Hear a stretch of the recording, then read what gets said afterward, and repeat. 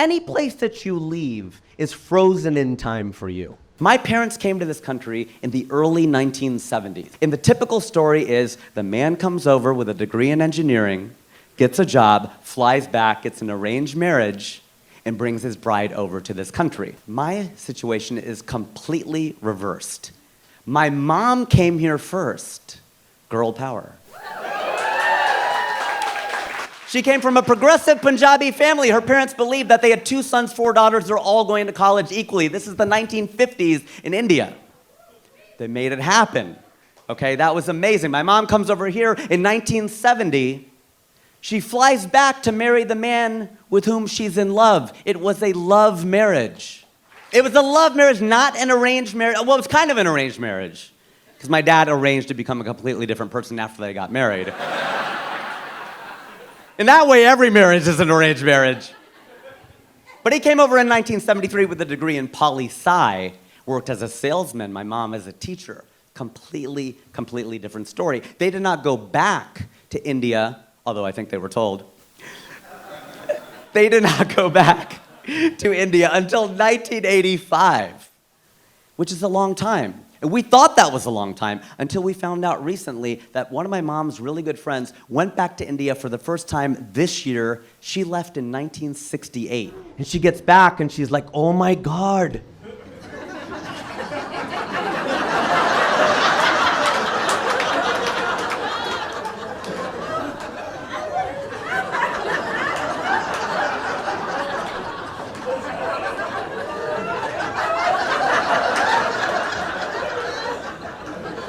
India has changed so much.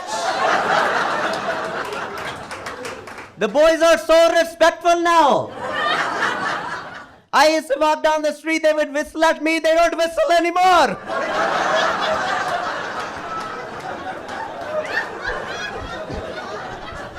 Like, that auntie has swag. I gotta bottle up and sell it like 5-hour energy. Also invented by an Indian. Thing is, of course, there's not much of a language barrier. It's one thing we can thank the British for, all right? Everybody there, a lot of people there at least speak English. But they kind of do the thing that Seema auntie does. They make things plural that are not plural. People would walk up to Azhar, to Hari, to me, and they were really nice. They would say things like, we love your YouTubes. We love your YouTubes, yaar. We love your YouTubes. And it's just like my tubes. It just sounds so personal when you make it plural. Like, I don't have any tubes. I think I learned that in pre-med. So Indians love to make things plural. The Chinese like to make them singular. I don't know if it's the one-child policy or what it is. But we were in a Chinese restaurant in Hyderabad, and I had to go to the bathroom. So I'm standing in line, and I see a sign, and it doesn't read men. It reads man. And I'm laughing my ass off. I'm like, oh, the Chinese, they don't know that it should be men. They put man, right? They gotta be wrong, there's no way. Then it's my turn to go inside. I go inside, and there's only one toilet. I'm like, they're right.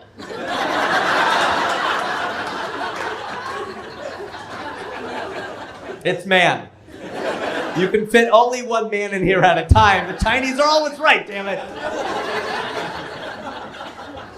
So I book a bar gig in Brisbane. My dad's brother has lived in Brisbane with his family for over half a century. Go to Sydney, and I don't know if you've been to Australia or not, but Aussies are some of the best crowds in the world. They are amazing, because to make them laugh, all you have to do is make fun of the British. They invaded 90% of the countries on the planet. You know that? At the time, it was 90% of the countries on the planet. And I always wondered, how did they do it? I remember asking a British friend of mine, we just celebrated July 4th, when's your Independence Day? He just stared at me until it hit me. Oh, that's right, you don't have one. You just have days that other countries gain their independence from you. But how'd they do it? I think it's that voice. That British accent does something to people. We're either intimidated by it, we're scared of it, we find it sexy. Something's going on with that voice. It just gets people. The thing is, we kicked them out of the United States over 200 years ago. And we invited them back in when we needed judges for American Idol. And America's Got Talent, and Top Chef. Because it sounds better coming from them. We still want them to judge us. Why is that? Why are we seeking we broke up with them. They should be seeking our approval. But I guarantee you they are not. You are never gonna see the Great British Bake Off, hosted by Larry the Cable Guy. You can use the British voice to your advantage. If you ever need a late checkout from a hotel, use the British voice. Because Azhar and I were in Hyderabad, and we've been talking and solving the world's problems till 6 in the morning. We realized we need a late checkout. We can't really do a great British accent. We call up Mo Ammer, a really good friend of ours. And he's in Cairo. We put him on FaceTime. We call down to the front desk. He can do a spot on British accent. I can't. I'm an Indian guy doing an impression of a Palestinian guy doing an impression of a British guy. So, Polaroid in the sun, okay? It's not gonna be quite as good, but he goes, Cheerio, could you just be a dear? And do you mind giving us, our flight got rerouted through Spain? Is there any way maybe you can give us like a 4 p.m. checkout? He asked for a 4 p.m. checkout. And we got it! Do you have any idea how late that is? That's an hour later than the check-in of the next day. That is a really late checkout. And by the way, my wife's family hates this joke because they're Gujarati and they run hotels and stop telling everybody how to get a late checkout. It's because everything sounds right in that accent. If I say to you right now, sir, 2 and 2 is 5, you're like, no, it's not. But if I go 2 and 2 is 5, love, you got to think about it. That's right. Because the British are smart, I'm sure that's probably applicable to them like anyone else. They get a lot of credit because of that accent. They're not that smart. Right? You do know that the British used to send their criminals to Australia. I'm not making that up. You know that, right? Australia was a penal colony for the British. But I don't know if you've been to Australia, it's a way better place than England. It's warmer, it's larger, cooler animals. I think if the British were really that smart, they would have gone to Australia and left the criminals in England.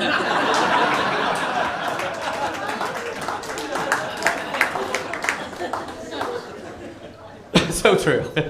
Needless to say, the Aussies ate that up. And while we were planning the trip, we thought, while we're in the area, we'll go to Africa.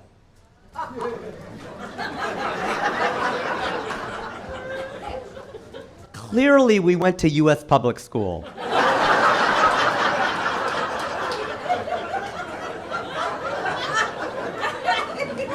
And if you're not laughing, so did you. Because Africa is nowhere near Australia. We found this out the hard way. We're like Southern Hemisphere. How far could it be? Really, really far. I got news for you. The Southern Hemisphere is just as big as the Northern Hemisphere. 18 hours later, after connecting through Singapore, we land in Johannesburg. And we loved South Africa because my wife's mom was born in South Africa. In fact, we have a lot of family down there, and we loved it. We loved everything about South Africa, except for the name. They sort of gave up when they named the place, didn't they? What direction is it? South. What continent? Africa. Done. We're not going to put any more thought into this at all. Then again, we do the same thing here in the United States. We have stores here called mailboxes, etc. Linens and things. Bed Bath Beyond. What's the etc.? What things? Anything could be in that Beyond section. What's in it? We flew home through Paris, so that was Europe for us. And the French, being the French, insisted that every comedian on the lineup at this bar gig do at least one joke in French. I've not taken French since college. Does anyone here know what the word is for now in French? Wow, look at this, very cultured audience. Literary and cultured, I love this. That's right, maintenant. Maintenant. 3 syllables, that's a long word for now. By the time you get finished saying maintenant, it's no longer maintenant. They like that one too, okay. Good, glad. Good. I'm a big fan of black music in general, pop, funk, disco, but I'm a big hip-hop guy. And hip hop has a different tradition. It came out like the blues. It was oppressed music in the 80s, and that was a very, very different thing until 1992, when Biggie Smalls dropped the lyric, "Birthdays was the worst days, now we sip champagne when we thirsty." That's Biggie right there, and suddenly hip hop became celebration music. And I love that. I love progress. The only thing I'm going to say right now is that if AI, artificial intelligence, is getting its information about the American people from American music, it's going to think black people have everything and white people ain't got nothing. If you put on a black song, a hip-hop spot, they talk about what they have. I got my ride, got my shorty, got my drink, got my two-step. You put on a white song, a country track, they talk about what they don't have. I lost my house, I lost my car, I lost my girl, I lost my dog. AI is gonna be like, please share something with these poor, broke white people. I love country music. I actually love country music, as long as it's America. I love country music. I really do, I do. Because they do everything themselves. They're singer-songwriters. You don't really refer to country as singer-songwriter music. You think of like Jack Johnson or John Mayer, but it is. It's singer-songwriter music where they do everything themselves, which is ironic. Because hip-hop is about big up in yourself, right? I don't need anybody. I did this alone. Now let me give a shout out to the 20 homies who helped me make this track. Right? It's like you've been on this plane before where the pilot comes on, they're like, this is your captain speaking. This is a Delta flight in partnership with United, operated by American Airlines, in partnership with Southwest. Who's flying the plane? This is why I love Nelly. Does anyone remember Nelly? State lunatics, I love Nelly. Because he was like a narrator. He would always tell you where he was. You always knew what he was wearing. Vocal tank top on at this point. He would tell you exactly where he was. Get off the freeway, exit 106, and parked it. Why is he giving us the exit number? Are we supposed to meet him there? Should we be writing this down? He told you about the kind of females he was into. She could be 18 with an attitude, 19 got a snotty acting real rude. Whoa, Nelly! What a range of ages and dispositions. She could be 18 or 19 with an attitude or kind of snotty and real rude. That sounds like that could be the same woman. You're in the club later tonight, it's her 19th birthday. Before midnight, she's 18 with an attitude. After it, she's 19, got a snotty acting real rude. Expand your horizons, Nelly. That's why I love Jay-Z. Oh, Jay, man, he's the king. I love Jay-Z. I love that track he had with, rest in peace, DMX. Remember that? Remember that track he had called Money, Cash, Hoes? Money, cash, hoes. They were talking about the 3 things they wanted out of life. Money, cash, hoes. I love that song. But these are not the 2 gentlemen with whom you want to find a genie's lamp.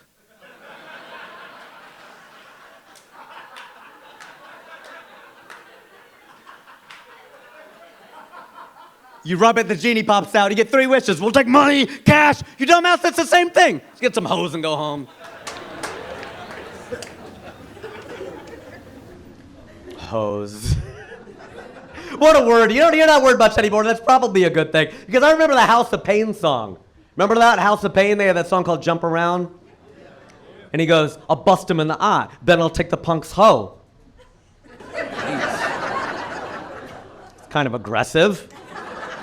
I was an innocent suburban kid. So I thought he was saying, I'll bust him in the eye, then I'll take the punks home. I was like, well, that's nice of him.